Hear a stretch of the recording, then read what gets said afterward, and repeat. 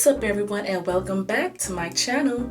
I want to share my thoughts, my 2 cents on the interview Keke Palmer did on Club Shay YouTube channel. I will leave the links to the full interview as well as the highlighted TikTok clips that sparked this commentary. So stick around and come on back.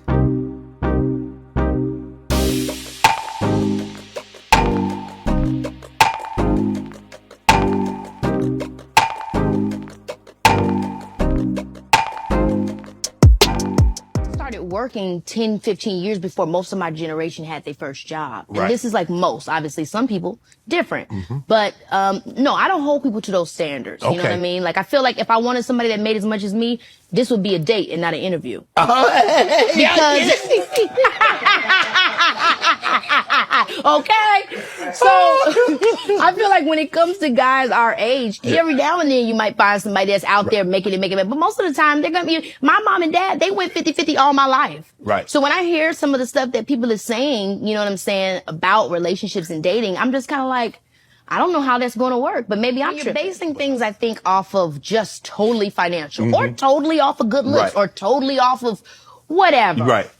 Your list becomes smaller and smaller and smaller and smaller. Yes. And I also think, hey, you should have boundaries and limits. I need you to pay for everything for me. I actually prefer you to not to. I'll let you know when I would like for you to spend something. We go half on something. We can go half on something possibly, you know, but I feel really like there's so much more that I would be looking forward to bring to the table than just what's in your pockets. I would look for you to provide things that I can't provide for myself. I think because at the end of the day, if you don't bring in, no matter, at some point in time, it'll get so chaotic. I mean, I'm going to be real with you. That's what I want. It depends on the day of the week. I don't know if I bring somebody peace all the time.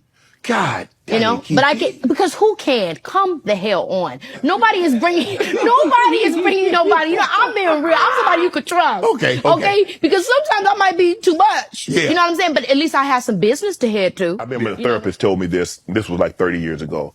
She said, Shannon, are you arguing to be right or are you arguing for right? I'm arguing with us against the problem. But I have argued to be right. Ah, come on, you know. Yeah. You can be right and lose a relationship, though. Yes, you can. You can. That's how you've learned. Yes. That's how you've learned. I've definitely argued to be right, but then I learned that, okay, wait a minute. And I talk about this in my book, too, where it's a conversation, though. It's a conversation that you have with yourself, right? Where you're like, oh, wait a minute. In order to be a we, I have to really act like a we. But sometimes you found yourself in relationships where you're still acting like a me. And then you have to ask yourself, do I even want to be a we? Quickest way if you want to find out if you want to be a we, get into a disagreement with your partner. That's the surest and quickest way to find out if you want to be me or you want to be we. What has been your experience with that? I'm not sure of all your, if you've been married or if you are married. I have not. So you feel like you never found nobody that you felt like you wanted to get past that argument with? No. Damn, that was quick. No, it wasn't that. No, I didn't. I meant that, like, the only thing I've ever wanted to do was get my family out of the situation that we were in. And I always said if I had kids, I didn't want them to spend 1 minute in a life that I had, let alone a day. And so I was so focused on that.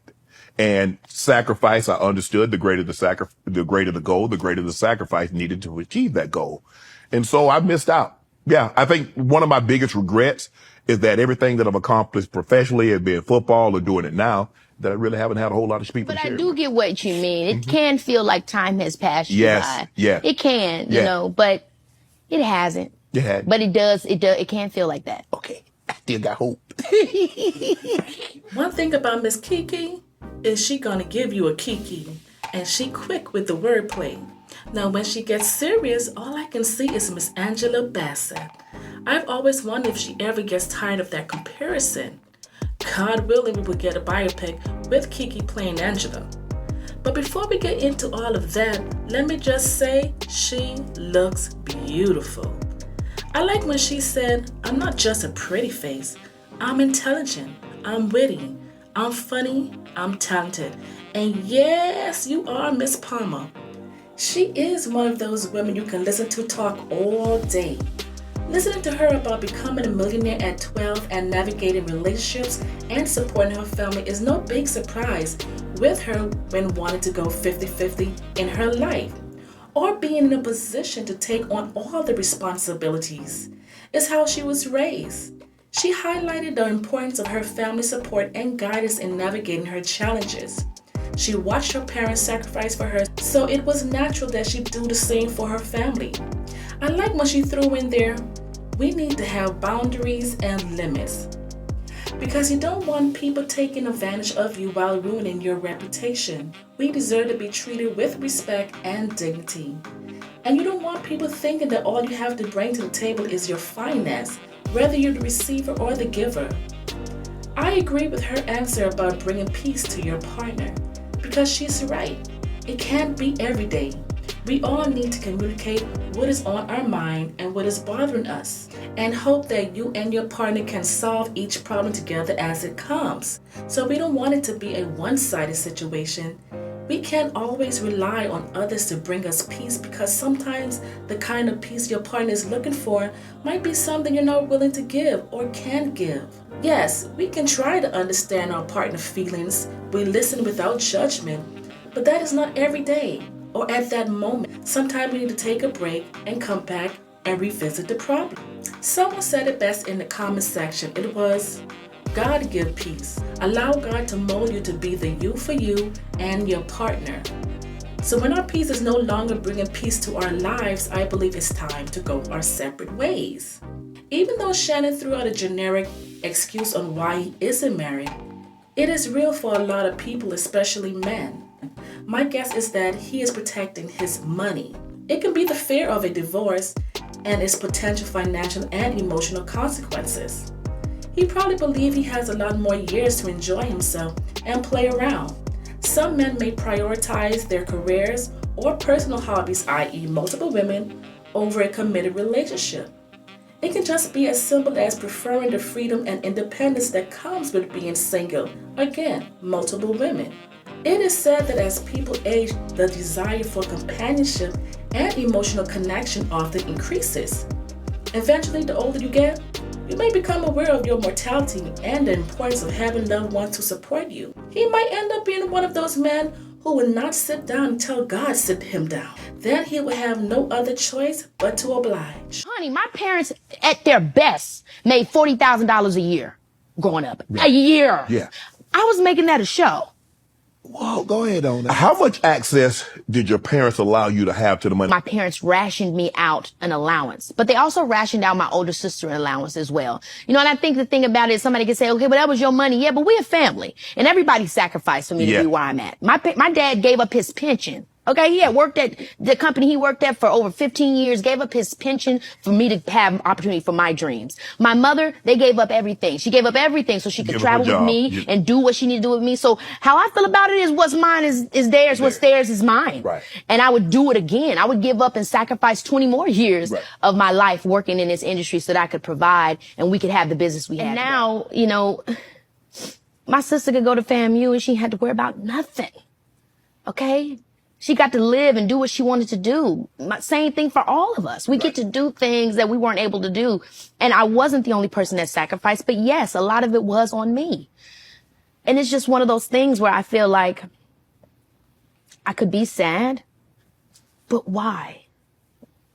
Look what I gained. Yes. I gained so much more than what I sacrificed. We came to California for me to pursue my dreams. I got my own show. Right. So everything is going according to plan. So I was like, this is unbelievable. We're happy. We didn't come into this for money. We came into this for love, and look at what we've been blessed with. So when they were doing that, it just was confusing to me. And as a child, I just was afraid that it would all go away. I remember in that time period that I was telling you about, where the people were trying to take me from my family and talk about all the money I made. I said something very hurtful to my father. I said, well, I'm the one making all the money. He said, very calmly, there's a lot more that goes into leading a family than making some money. He didn't scream at me. He didn't berate me. He just said that and walked off. Larry has taught me everything that it means to be of service. What is sacrifice and reward? What is kindness and strength under pressure? You know, my brother told me when we went to my sister's graduation, he said, the time was now, and you were the one to do it.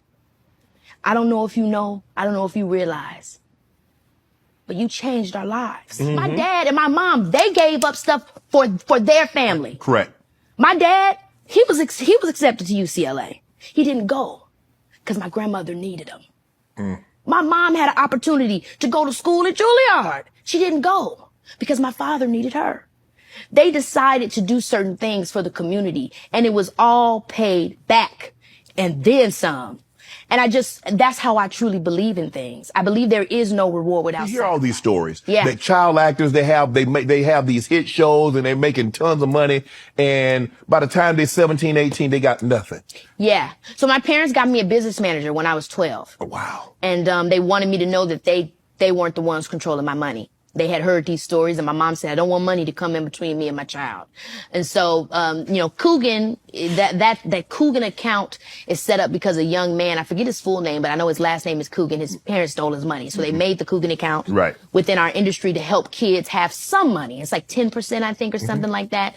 And so that always was there, regardless of anything else. Isn't it awesome to know that there is parents out there who believes in their children and are willing to sacrifice to make sure their children get the best chance, the best opportunity awarded to them? It's like she was raised to put family first. It sounded as if someone was saying in her ear, make sure you always look out for family, no matter what. Another side of me is asking, are these tears of joy or tears because she's overwhelmed, but have to put on a brave face and show the world that she's okay with everything and that she can handle anything? Another thing, and I'm not saying that this is Keke's situation, but you have families that pushes their child stars to keep going, drilling in their heads that the family will not be able to make it without you, or even throw it in their face about all the sacrifices they've made for you. A lot of this pressure has pushed a lot of them to drugs and alcohol. Again, I'm not saying that this is Keke's situation, but it makes me wonder, are you doing it for the love of the craft and the love of taking care of your family? Or could it be that they push themselves harder because they feel guilty of the sacrifice their family made? So now they have to sacrifice a little happiness so the family can be happy and live out their dreams. But is that normal? Is it right? I don't know. That's just my thoughts. Maybe I'm overthinking. I was on a set of The Long Shots with Ice Cube. You know, he was very cool, very chill. He didn't say too much, man, a few words, but very nice. And one day they were like, Ice Cube wants to speak to you. And I'm like, okay, you know? So they called me into a room. He's like way far distant from me and there's some bodyguards there. I'm like, what are we about to talk about? You know, he's like, I just want to tell you, Keke, you're a beautiful young lady. And I see how kind you are, how nice you are to everybody on the set. But I want you to know that you're growing into a young woman. And a lot of times the way that people see you, the way that these men see you on set, it's not the way that you see yourself. So protect yourself, be careful, and don't let them take advantage of you. Know who you are and know what you have so that people can't use it against you. And I was just like, I didn't understand it because I was like 14 at the time. And I was like, okay. You know, and I just said, can I go? And I walked out. That stuck with me. And it was so important, I think, for him to say something like that to me. You know what I mean? He's a father. He's someone who has seen a lot in this industry, especially with young entertainers. And I always remember that, and I was always so grateful to him for that. I haven't seen him since, but I would love to tell him that really stuck with me all these years. And thank you for reminding me. You know, it's refreshing to see another man looking out for a woman, yet alone a young girl, trying to school her, give her some knowledge to navigate this industry. That everyone who laughs with you isn't your friend, or even want the best for you. We have all seen what happened to a lot of child stars and the people that was involved. You have a lot of people in the business who will hear and see a lot that's going on, but decide to play deaf and blind to all of it. So I'm glad that Ice Cube gave some fatherly advice, just looking out for another. He probably said he was not going to watch the industry eat her up, so I'm glad he planted that seed. I wish there were more people in the industry like him. Now, what I've got from all of this is you need to stay true to yourself and speak your mind. Decide how far are you willing to go or sacrifice for the ones you love. That you don't have to be raunchy or expose your body to be noticed. That you can be classy and sophisticated to make it in this business. And that we need more classy women like her. But don't put all your business out there for the world to see. Have some mystery to yourself. Prioritize self-care. If you don't take care of yourself, you will not be around to take care of others. Advocate for yourself when you feel things are not right, especially being a Black woman. Lastly, embrace your individuality and pursue your passions with unwavering determination. Have resilience, perseverance, gratitude, and be authentic. I'm glad that we got a glimpse into her life and career. It was a valuable insight into the challenges and triumphs she faced. I will continue to support her as she breaks barriers in the entertainment industry. This interview served as a reminder that with hard work, dedication, and a strong support system, dreams can indeed become a reality. I hope you guys enjoyed and got something out of this video. If so, drop a comment in the comment section. Go check out the full interview on Club Shay. The link is in the description box. If you'd like to hear more commentary, make sure you like, share, and subscribe to this channel. Thanks for watching. I'm Slick, and this is Letting It Slip with Slick. I'll see you in the next episode.